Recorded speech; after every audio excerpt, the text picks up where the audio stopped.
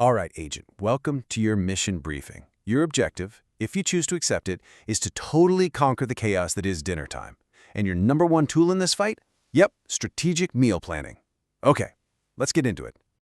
So, are you actually ready to put an end to that 5 p.m. scramble? That feeling of, what are we going to eat? Are you ready to take back your evenings, your budget, and what actually lands on your dinner plate? Good. Let's get you geared up. Just look at this. It really lays out the two different worlds we're talking about. On one side, you've got the total stress of not knowing, the last-minute expensive takeout orders that just destroy your bank account, and that awful feeling of throwing out food that's gone bad. But on the other side, a sense of calm, the amazing satisfaction of a healthy meal you cooked yourself, and real, actual savings. The choice couldn't be clearer, right?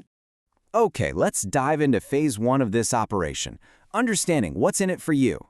This is the why we're even doing this mission in the first place.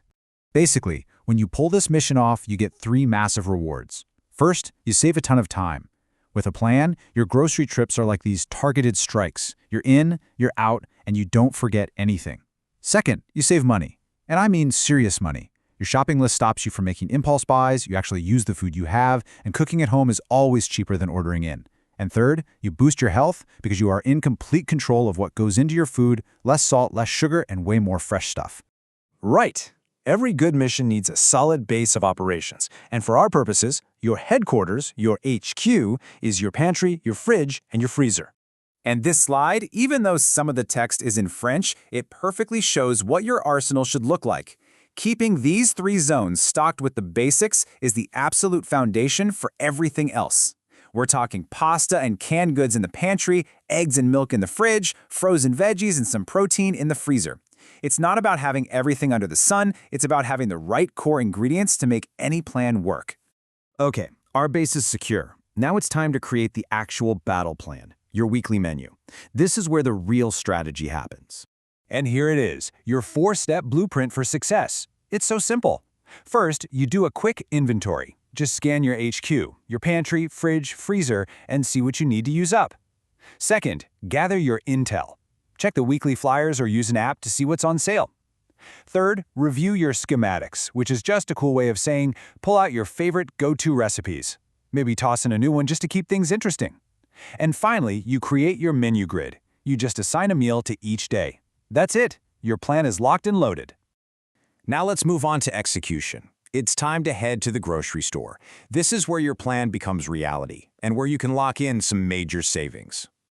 Okay, get this. This is wild. A study from 2022 looked at a shopping basket with 49 common items and found a huge price difference depending on the store. The exact same basket that cost about $201 at a discount store like Superkey costs $243 at a big full-service store. That's a $42 difference. Just choosing where you shop is a massive tactical advantage.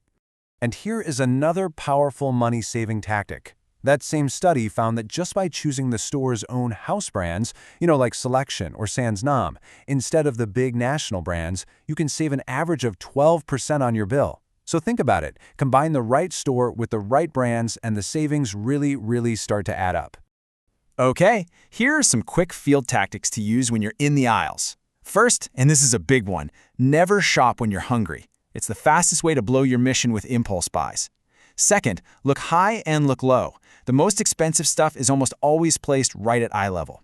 And third, just remember that convenience costs money.